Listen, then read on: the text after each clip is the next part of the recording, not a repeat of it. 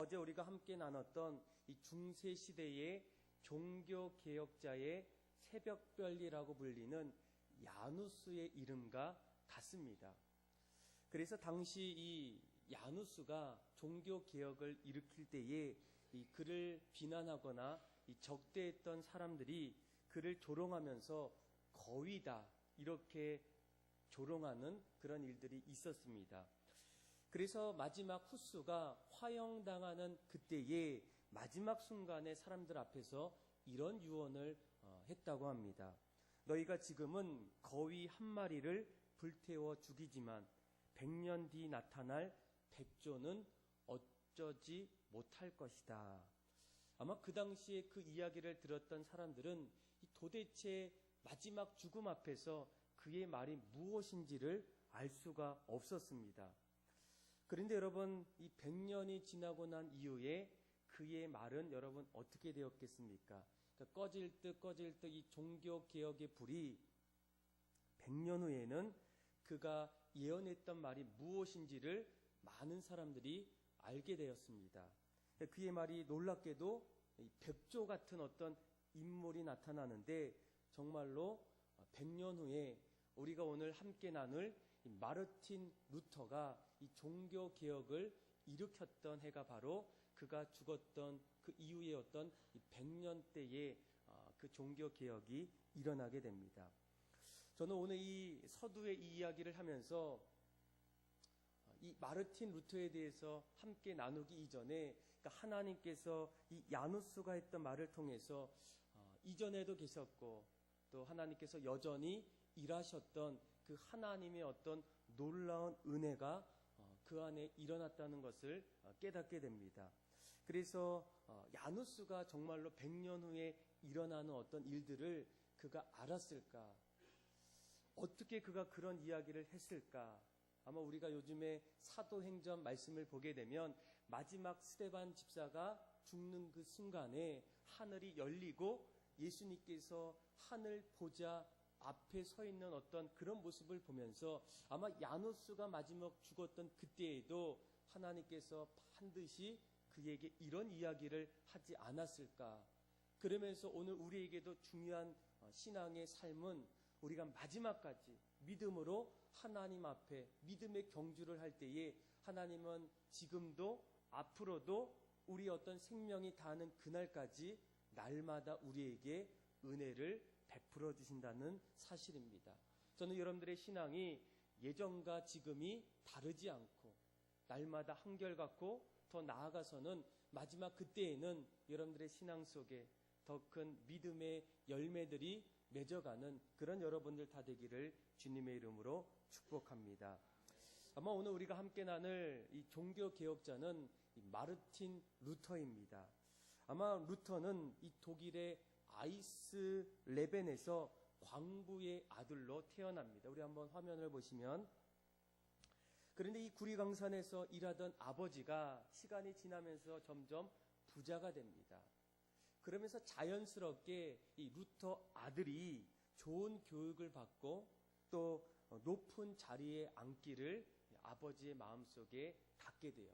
그래서 그를 라틴어 학교에 보내고 또 인문학 공부를 시켰고, 그리고 그가 우수한 성적으로 점점 공부를 잘해서 법학부에 이렇게 입학하는 그런 일들이 일어나게 됩니다.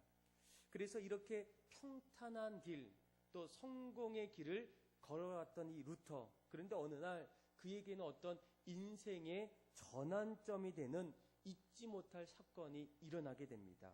1505년 여름, 이 집에 이렇게 돌아오는 길에 상상도 할 수 없는, 그리고 잊을 수도 없는, 그리고 자신의 삶을 완전히 바꿨던 그런 어떤 사건이 일어나는데, 그날 집에 오는 그 가운데 갑자기 하늘에서 엄청난 폭우와 벼락이 막 이렇게 치는 겁니다. 그런데 그는 그것을 보면서 이런 생각이 드는 거예요. 어쩌면 오늘 내가 벼락 맞아서 죽을 수도 있겠다라는 어떤 죽음의 공포에 이 루터가 사로잡히는 거예요. 그러면서 그 자리에서 그는 이렇게 기도합니다. 하나님, 살려만 주십시오. 살려만 주신다면 제가 사제가 되겠습니다. 그러니까 오늘날로 말하면 목회자를 말하겠죠. 제가 하나님이 저를 살려주시면 목사가 되겠습니다. 그리고 그 자리에서 그는 다급한 기도를 드립니다. 그리고 폭우와 벼락이 끝나고 나서 그는 결국 살아남고 2년 뒤에 그가 배웠던 모든 것들을 다 내려놓고 수도원의 사제 서품을 받게 되면서 위텐베르크 학교의 성서와 신학을 가르치는 그런 사제와 그리고 교수의 역할을 이제 감당하게 돼요. 그래서 그는 누구보다도 다른 어떤 사람들보다도 더 열심히 어떤 그런 자기 어떤 소원이 분명했고 또 하나님을 갈망하는 마음이 누구보다도 많았던 사람이 바로 루터였어요. 그래서 우리가 여기까지 그의 어떤 인생을 보면 어떻게 그가 종교 개혁을 일으킬 수 있었을까?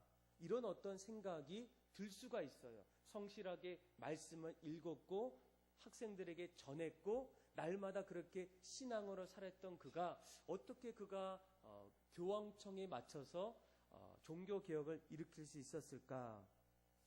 아마 그때의 어떤 배경을 보게 되면 이제 조금씩 이해가 될 겁니다. 그러니까 루터가 있었던 그 당시에 로마 교회에서는 이 교황이 레오 10세였는데 그가 그 당시에 이제 성 베드로 성당이 있어요. 그런데 이 성 베드로 성당을 지금보다도 더 이렇게 웅장하게 만들려는 어떤 그런 계획 속에서 공사를 시작하게 됩니다. 그런데 이 웅장한 어떤 이 베드로 성당을 만들려고 하다 보니까 그 안에 반드시 있어야 되는 게 바로 재정이에요. 그래서 이 교회 건축비를 교회 재정을 교회 짓는 건축비로 이렇게 점점 쓰게 됩니다. 그런데 문제가 생겼어요. 너무 큰 건축 공사로 인해서 재정이 점점 바닥나는 거예요. 우리 화면을 좀 넘겨주시면, 자, 성 베드로 성전, 자, 넘겨주시고, 자, 성 베드로 성전이 이렇게 보면 좀, 요 정도 되겠다라고 생각하는데 하나 더 넘겨주시면, 자, 그게 조금 더 이렇게 넓혀져요. 그리고 하나 더 넘겨주시면, 자, 저 정도의 어떤 베드로 성당을 짓기 위해서는 지금까지 있었던 어떤 재정으로는 점점 어려워지는 거예요. 그래서 이것을 어떻게 하면 좋겠을까? 이런 어떤 고민 속에서 1517년도에 교황청에서 이제 이런 결정을 내립니다. 이 면제부라는 것을 발행해서 그 안에서 받았던 이 돈을 가지고 베드로 성당을 계속 지면 되겠다. 이런 결정을 내리게 돼요. 그러니까 우리가 보통 들었을 때 성도들이 조금 더 건축하는데 이 돈을 좀 낸다고 무엇이 문제가 되는가 이런 어떤 생각을 가질 수 있는데 그 당시에 돈을 걷어들였던 어떤 명분이 면제부라는 거예요. 이 면제부라는 것은 뭐냐면 사람들에게 돈을 냈을 때 모든 죄를 용서받을 수 있다라는 거예요. 심지어는 연옥에 있는 사람들까지도 이제 우리 할아버지 또 우리 할머니 그 할머니 할아버지 아버지가 지금 천국이 아니라 연옥에 있을 때에 그때 이 돈을 냈을 때 그분들이 이제 연옥에서 올라와서 하늘나라로 갈 수 있다는 거예요. 아마 여기 지금 보시는 게 연옥에 대한 어떤 상상도예요. 그래서 위에는 천국이고 밑에는 이제 그 음부, 근데 그 사이에서 이제 돈을 내면 이제 천사가 이렇게 그 밑에 있는 사람들을 이렇게 데리고 올라간다는 거예요. 그러니까 그런 어떤 이야기를 교황청에서 하면서부터 그 안에서 사람들이 이제 면제부, 이제 돈을 내게 돼요. 그런데 그것을 보았던 루터가 도저히 이 돈으로 어떻게 우리 인간의 어떤 죄를 살 수 있을까? 도저히 그는 그것을 받아들일 수가 없다라는 거예요. 그러면서 그 안에 있었던 어떤 그 교황청 또 교회의 어떤 부패와 타락하는 어떤 그런 어떤 모습들을 보면서 그가 점점 분노하게 됩니다. 그리고 그가 있었던 이 비텐베르크 교회 앞에다가 지금 일어나고 있는 그 교회의 어떤 부정, 부패, 잘못된 어떤 교리들에 대해서 95개의 조항의 반박문을 이렇게 붙이게 돼요. 그래서 그 내용을 보게 되면 뭐 교황의 권위, 또 면죄부, 연옥에 대한 어떤 잘못된 견해가 무엇인지를 조목조목 이렇게 자신의 어떤 견해를 가지고 쓰게 됩니다. 물론 우리가 지금 읽어보면 이해되는 것도 있고 좀 이해가 어려운 부분들도 상당히 많게 돼요. 그런데 이런 어떤 반박문은 독일을 출발해서 점점 유럽에 이런 어떤 이야기들이 점점 들리는 거예요. 파문이 점점 일어나게 됩니다. 그래서 오히려 이 루터의 이런 반박문으로 인해서 점점 사람들 마음속에 루터의 마음을 함께 가졌던 그런 어떤 사람들이 점점 늘어나다 보니까 당황하는 어떤 교황 레오 10세는 갑자기 이 반박문을 거둬들이지 않으면 이 사제라는 어떤 그 자리에 파문을 이렇게 협박하게 돼요. 하지만 이 이야기를 들었던 이 루터는 나는 절대로 물러설 수 없다라는 거예요. 그래서 교황은 이듬해 3월에 이제 루터와 또 황제와 제후들 앞에서 루터를 추방하는 그런 어떤 명령을 내립니다. 그런데 그때 이제 자신을 옹호했던 이 프리드리히의 도움을 통해서 그가 성에 이렇게 숨어 지내면서 거기에서 이제 또 크리스찬의 자유, 또 독일 크리스찬의 귀족이라는 어떤 글을 쓰면서 점점 그 글을 읽으면서 사람들의 마음속에 개혁에 대한 어떤 마음을 점점 심어주게 돼요. 그래서 여러분 우리가 주로 이제 이 종교 개혁이 루터가 비텐베르크 교회 앞에다가 95개 반박문을 붙임을 통해서 종교 개혁의 어떤 출발이 시작되었다. 이렇게 우리가 주로 얘기하지만 사실 우리가 루터의 어떤 삶을 하나하나 돌아보게 되면 이러한 95개 반박문을 붙이기 이전에 그가 성경 안에서 복음의 재발견하는 그 순간부터 이 종교 개혁이 출발했다는 거예요. 그 전에 그가 늘 마음속에 한 가지 풀리지 않았던 그 문제가 하나 있었어요. 어렸을 때부터 또 그가 사제가 되었을 때 그리고 사람들에게 성경을 가르칠 때에도 날마다 마음속에 풀리지 않았던 한 가지는 바로 구원에 대한 문제예요. 내가 정말로 구원을 받았을까? 아마 이 구원의 확신을 위해서 이 루터는 수도원에 들어갔을 때 누구보다도 이 금욕적인 어떤 신앙생활을 시작합니다. 그래서 우리 어떤 인간의 어떤 욕정이 생길 때에 가끔씩 죄를 짓는 어떤 일들이 일어났기 때문에 이 루터는 그것을 없애기 위해서 뜨거운 물을 마시지 않았다는 거예요. 또 매일 그 종탑방 이렇게 올라가고 내려갈 때마다 우리는 여러분 계단 올라갈 때 어떻게 합니까? 엘리베이터 타고 올라가잖아요. 근데 이 루터는 올라갈 때마다 내려올 때마다 계속적으로 자신의 죄가 있을 때마다 그 죄를 고백해요. 한 단계 한 단계 올라갈 때마다 하나님 제가 오늘 이런 잘못된 생각을 했습니다. 하나님 제가 잘못했습니다. 이번에 미움을 가졌습니다. 이런 어떤 고백들을 누구도 시키지 않았는데 그는 날마다 어떤 구원받기를 원하는 어떤 그런 풀리지 않는 문제로 인해서 날마다 오르락 내리락 할 때 또 최선을 다해서 그는 신앙생활을 하게 돼요. 그가 왜 그렇게 했냐면 이 카톨릭에서는 최선을 다하면 열심히 행하면 하나님이 우리를 구원해 주신다는 그런 어떤 그 신조가 있기 때문이에요. 그래서 이 루터는 철저하게 누구보다도 더 열심히 고행의 길을 걷게 됩니다. 무엇 때문입니까?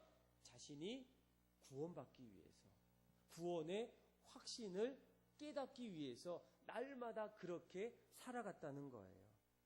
그런데 그가 그렇게 살아와도 시간이 지나면 지날수록 자신의 어떤 노력과 공로가 구원의 확신에 이르지 않는 거예요. 아무리 내가 고백을 하고 징계를 오르고 금욕 생활을 해도 내가 정말로 구원받았을까? 내가 정말로 하나님 앞에서 내 죄가 용서받았을까? 이 어떤 질문에 대한 어떤 구원의 확신이 자신의 마음속에 오지가 않는 거예요. 이런 중세교회는 행위를 통해서 구원받는다, 이렇게 가르쳐 주게 됩니다. 그러니까 캐톨릭의 어떤 중요한 어떤 핵심이 바로 그런 거예요. 그래서 뭔가 내가 죄를 졌을 때 어떤 나의 어떤 행동의 어떤 대가가 있어야지만 용서를 받고 다시 깨끗함을 받을 수 있다라는 어떤 그런 생각을 늘 배웠고 또 그렇게 살아왔던 겁니다. 그렇지만 이 루터는 그 구원의 문제 앞에서 아무리 고행하고 열심히 살아도 내가 정말로 구원받은 사람인가라는 어떤 의문이 여전히 남아있었다는 거예요. 그런데 어느 날 그가 풀리지 않았던 구원에 대한 그 문제가 점점 풀리게 돼요. 그런데 그 풀렸던 결정적인 계기가 뭐냐면 하나님 말씀을 읽다가 오늘 우리가 읽었던 로마서 1장 16절 그리고 17절 말씀을 읽으면서 그 말씀을 묵상하면서 그가 풀리지 않았던 구원에 대한 문제가 풀리게 돼요. 우리 한번 16절과 우리 17절의 말씀을 우리 같이 한번 읽어보겠습니다. 시작. 내가 복음을 부끄러워하지 아니하노니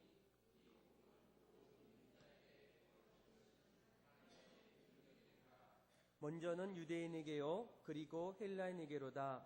복음에는 하나님의 의가 나타나서 믿음으로 믿음에 이르게 하나니 기록된 바 오직 의인은 믿음으로 말미암아 살리라 함과 같으니라. 아멘. 여러분, 우리가 읽었던 이 말씀을 잘 보시면 오늘날 우리가 이 말씀을 이신칭의라고 얘기해요. 오직 의인은 믿음으로 살리라. 이 말씀을 루터의 마음속에 점점 들어오는 거예요. 그러니까 이것이 무엇이냐면 그동안 중세교회, 이 카톨릭이죠. 카톨릭에서는 구원은 행위를 통해서 받는다는 어떤 생각을 가졌는데 오늘 말씀을 보니까 오직 구원은 행위가 아니라 뭐로 말미암아? 믿음으로 말미암아 구원을 받는다는 거예요. 그래서 그동안 이 행위가 이 카톨릭에서는 어떤 구원의 조건이라고 이렇게 얘기했지만 그가 깨달았을 때 아니구나. 행위는 구원의 조건이 아니라 구원받은 자의 열매구나 라는 것을 알게 됩니다. 그래서 여러분 이 카톨릭의 어떤 오류 가운데 하나가 뭐냐면 선행을 열매가 아닌 구원의 조건으로 생각하고 있다는 거예요. 그러니까 지금도 여러분 이 카톨릭은 좀 그런 부분이 아직도 해결되지 않게 돼요. 얼마 전에 여러분 이 청라 지역에는 이 인터넷으로 이 커뮤니티가 있어요. 아마 아시는 분들은 아는데 이 청라맘스라는 그런 그 커뮤니티 카페가 있는데 그 카페에서 이제 사람들이 자율적으로 이렇게 질문하고 답하고 묻고 이렇게 하는 어떤 그런 소통의 어떤 수단인데 어느 날 그 여러 가지 글 중에서 이런 글이 있어. 어떤 사람이 이렇게 얘기했더라고요. 저는 주일학교부터 다닌 개신교 신자입니다. 시댁 친정 모두 크리스찬이고요. 그런데 요즘 신앙이 뭔가 염증이 느껴집니다. 개종을 심각하게 고민 중입니다. 기독교와 카톨릭이 정말로 다릅니까? 이런 어떤 질문을 던졌어요. 그런데 그 질문을 던지고 나서 사람들이 이제 막 댓글을 막 이제 이야기를 막 해줍니다. 카톨릭은 이렇습니다. 개신교는 이렇습니다. 그런데 그 중에서 어떤 사람이 이렇게 얘기하더라고요. 한번 들어보세요. 저는 카톨릭, 신랑은 개신교인데, 그러니까 그 여자가 이제 카톨릭, 썼던 사람이 카톨릭이고, 자기 신랑은 개신교래요. 그러니까 따로따로 이제 다니고 있겠죠. 신랑은 개신교인데, 저희 신랑도 한국 교회의 회의를 느낀다며 자발적으로 성당에 가끔씩 갑니다. 그런데 확실히 교리의 차이가 있기는 합니다. 일단, 믿음이 곧 구원이 아니고 진정한 그리스도의 삶을 살아야 구원을 받을 수 있고, 그렇지 못할 경우 이 세상과 천당 사이의 연옥이라는 곳에서 머물며 회개하고 심판받으며 천당에 가게 됩니다. 또 예수의 어머니로서 성모 마리아께도 기도를 드리는데, 그 이유는 그야말로 예수님의 어머니이시기 때문에 우리들의 어머니이시기도 하고, 어머니에게 예수님께 저희 기도를 들어달라 잘 부탁드린다는 뜻도 담겨 있습니다. 지금도 그래서 여러분 어떻습니까? 지금도 카톨릭은 이 구원에 대해서 이런 생각을 갖고 있다는 거예요. 그러니까 믿음보다도 오히려 행함이 구원의 어떤 조건이다라는 어떤 그런 생각이 많은 신자 가운데에 있다라는 겁니다. 그런데 이 루터도 그런 어떤 생각 속에서 얼마나 많은 고행, 또 오르락 내리락, 금욕 같은 어떤 생활들을 했겠습니까? 그런데 오늘 우리가 읽었던 로마서 1장 16절부터 17절 말씀을 보게 되면 아주 중요한 것은 이 복음은 모든 믿는 자에게 구원을 준다는 거예요. 복음이 구원을 주는데 이 복음에는 뭐가 있습니까? 하나님의 의가 나타나는 거예요. 그런데 여기서 중요한 것은 복음이 먼저 무엇인지를 알아야 한다는 겁니다. 여러분, 이 복음은 무엇이겠습니까? 그리스도께서 십자가의 죽음을 통해서 우리 인간의 죄를 대속해 주시고, 그 대속함이 결국 하나님의 의를 만족시켰다는 거예요. 그러니까 조금 우리가 이해하기가 좀 어려울 수도 있는데 잘 생각해 보시면 이 복음이라는 것은 예수님이 이 땅에 오셨어요. 그리고 우리를 위해서 죽으셨습니다. 우리의 죄를 위해서 대신 죽으셨는데 이 죽음이, 이 복음의 이 소식이 결국은 하나님의 의를 만족시킨다는 거예요. 다시 말하면 이 복음을 통해서 하나님이 우리를 용서해 주신다는 겁니다. 그래서 여러분, 여기서 중요한 것은 이 구원에 가장 필요한 것은 예수님께서 온전히 이루셨다는 겁니다. 그래서 우리 인간이 이 구원에 대해서 어떻게 할 수 있다 없다 그런 문제가 아무것도 없다라는 거예요. 그리고 우리가 하나님의 의를 통해서 구원을 받았다면 우리의 어떤 할 일은 그 의를 이루신 예수님 앞에 믿음으로 고백하는 겁니다. 그래서 이 말씀을 아주 잘 요약한 게 바로 에베소서 2장 8절에서 9절이에요. 우리 한번 에베소서 2장 8절의 말씀을 한번 읽어볼게요. 시작. 너희는 믿음으로 말미암아 구원을 받았으니 이것은 너희에게서 난 것이 아니요 하나님의 선물이라. 아멘. 여러분, 우리가 이 종교개혁을 이렇게 하나하나 보게 되면 이 종교개혁을 세 가지로 이렇게 요약합니다. 라틴어로 보게 되면 솔라 스크립처, 오직 성경이에요. 그리고 솔라 그라테, 그래서 오직 은혜, 그리고 솔라 피데, 그래서 오직 믿음이라는 겁니다. 그러니까 이 종교개혁의 어떤 중심에는 어떤 인간의 어떤 노력과 어떤 그런 행위라기보다는 말씀 속에서, 이 진리 속에서 발견된 하나님의 은혜 속에서 예수님이 이 땅에 오셔서 우리를 위해서 죽으시고 우리의 죄를 대신 담당시키셨던 그 모든 일들을 오직 믿음에 의해서 우리가 완전히 구원을 받는다는 거예요. 그래서 여러분, 이런 일들이 있게 되면 어떤 인간의 어떤 노력은 아무것도 없다라는 겁니다. 구원을 만드는 그 일에 대해서. 그래서 에베소서 2장 9절 말씀에 우리가 뭐라고 얘기합니까? 우리 한번 에베소서 2장 9절 말씀 같이 한번 읽어볼까요? 시작.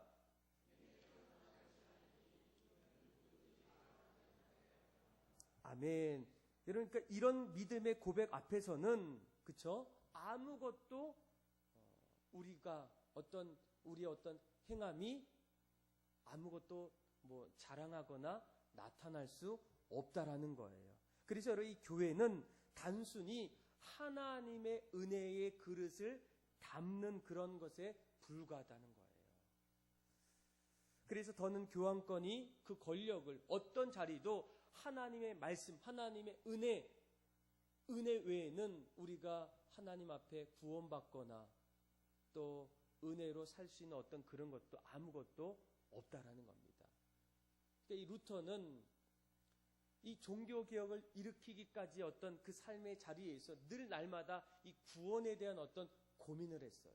이 캐톨릭에서는 행함을 통해서, 고행을 통해서 열심히 살면 내가 구원받을 수 있는데, 이런 어떤 교리를 받았을 때, 그래서 열심히 살았는데 그 구원에 대해서 풀리지 않는 거예요. 그런데 하나님의 은혜를 통해서 그의 아들이었던 예수님의 십자가의 죽으심을 우리에게 믿음을 통해서 허락하셔서 우리가 구원받았던 사실을 이 루터는 깨닫게 돼요.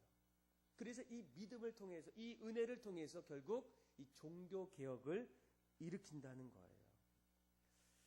그래서 여러분, 우리가 다시 한번 생각해 보게 되면 이제 그 당시에 이 이야기를 했을 때에 이 캐톨릭이 이제 그 교황청에서 이야기합니다. 그러면 야고보에서의 말하는 행함 없는 믿음은 죽은 것이다라는 그것은 어떻게 설명할 건가? 이런 어떤 이제 서로의 어떤 논박이 하나하나 일어나게 됩니다.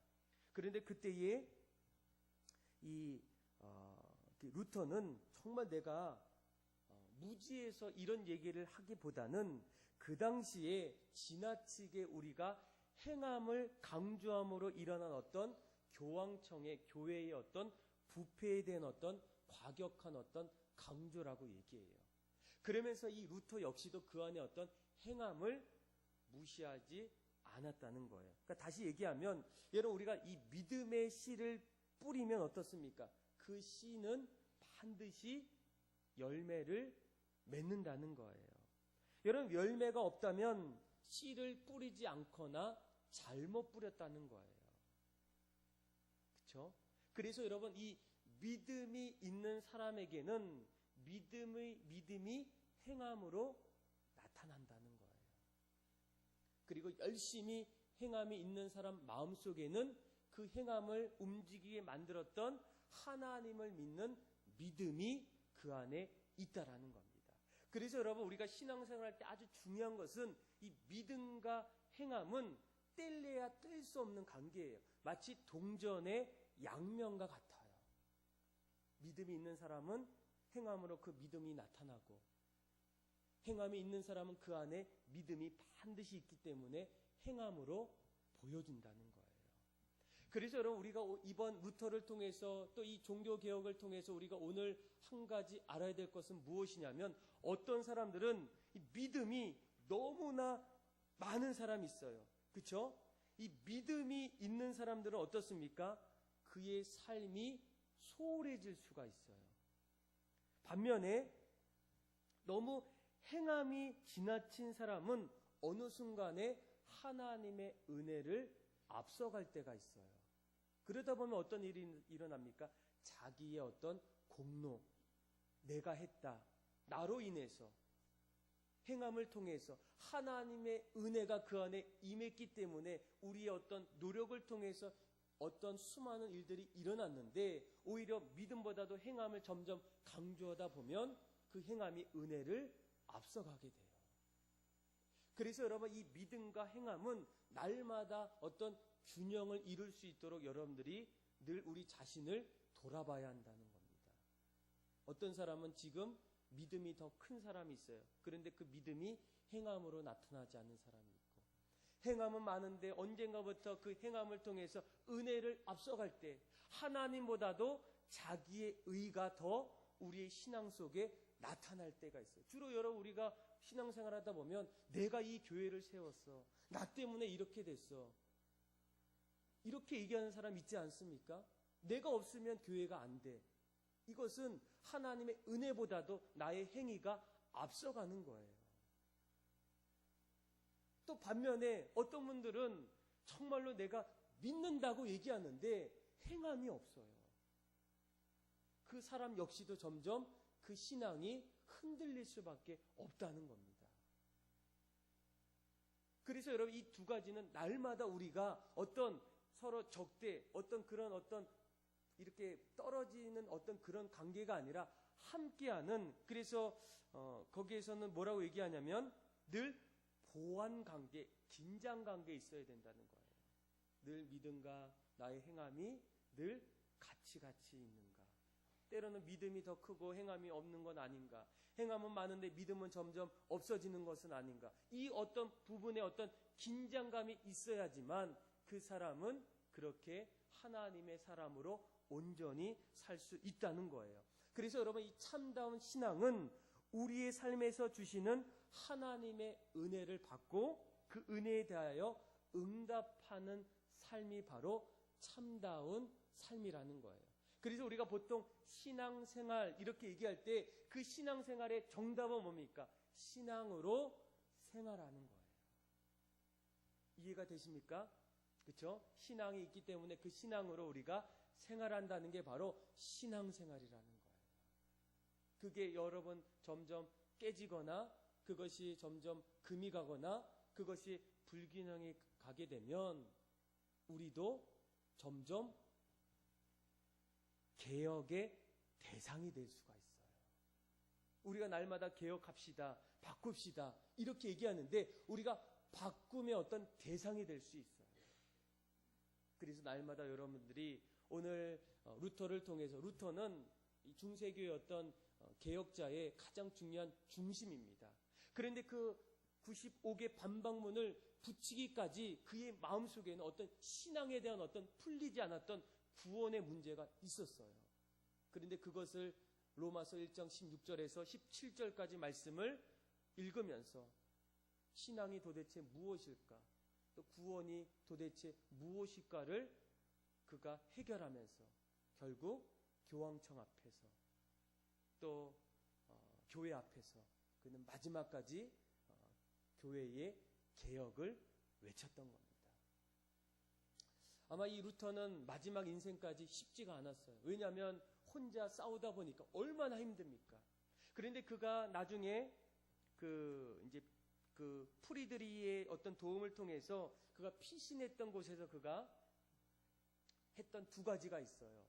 하나는 이제 화면에 보시면 그가 이 성경을 알았기 때문에 그도 이제 야누스처럼 자신의 나라 독일어로 이제 이 라틴어를 독일어로 이렇게 번역을 해요. 피신하는 가운데. 여러분 우리가 막 힘들고 어려울 때만 피신하면 아무것도 못하고 막 이렇게 하는데 그는 그때에도 여전히 하나님이 주신 그 열정을 가지고 열심히 언젠가 이 독일 사람 자신의 국민들이 이 성경을 직접 봄을 통해서 로마서 1장 16절 17절에 있는 오직 의인은 믿음으로 말미암아 살리라, 구원에 대한 오직 진리를 깨달을 수 있는 어떤 그런 비전을 갖고 열심히 그렇게 또 쓰게 돼요. 번역하게 돼요. 그리고 또 한 가지는 그가 그 자리에서 그가 날마다 이게 힘들 때가 있어요. 여러분 우리가 종교 개혁자들도 인간인지라 힘들어요. 그래서 가끔씩 그가 늘 어떤 자리에서 하나님 저를 도와주십시오 이렇게 기도하는 그의 어떤 고백이 있어요.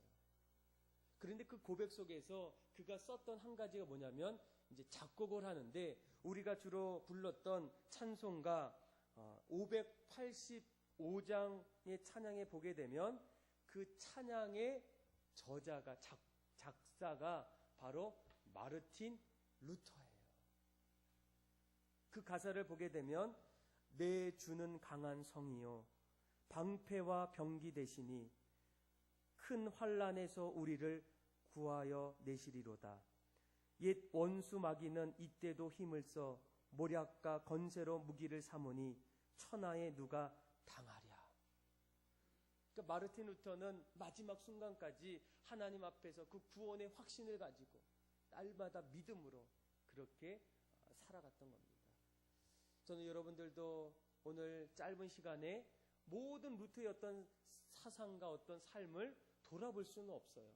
그런데 이 루터를 통해서 우리가 한 가지 깨달을 수 있는 것은 그의 어떤 신앙 중심에는 믿음이라는 게 있었어요. 어떻게 우리가 구원을 받을 수 있을까? 하나님께서 우리를 사랑하셔서 이미 자신의 독생자 예수님을 이 땅에 우리의 죄를 위해서 모든 것을 다 십자가에 내어주셔서 우리에게 살 수 있는 의인된 삶을 만드셨어요. 그것이 바로 하나님의 은혜예요. 그런데 그 은혜를 오직 믿음을 통해서 우리가 구원받을 수 있다는 것을 그가 깨닫게 돼요. 그래서 로마 교황청과 또 교회와 또 수많은 이 카톨릭의 앞에서 당당히 맞서 싸운다는 겁니다.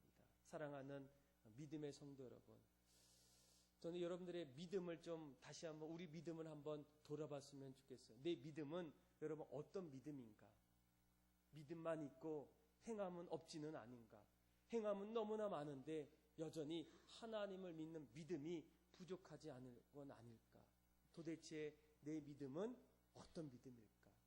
또 루터가 말했던 정말로 나는 구원받고 싶었는데 나는 여전히 구원 앞에서 구원의 확신이 있는가? 확신이 없는가? 그리고 내가 믿음으로 살 때에 나에게 필요한 것은 도대체 무엇일까? 그래서 우리가 오늘 좀 시간이 지났는데 우리 찬송가 585장을 한번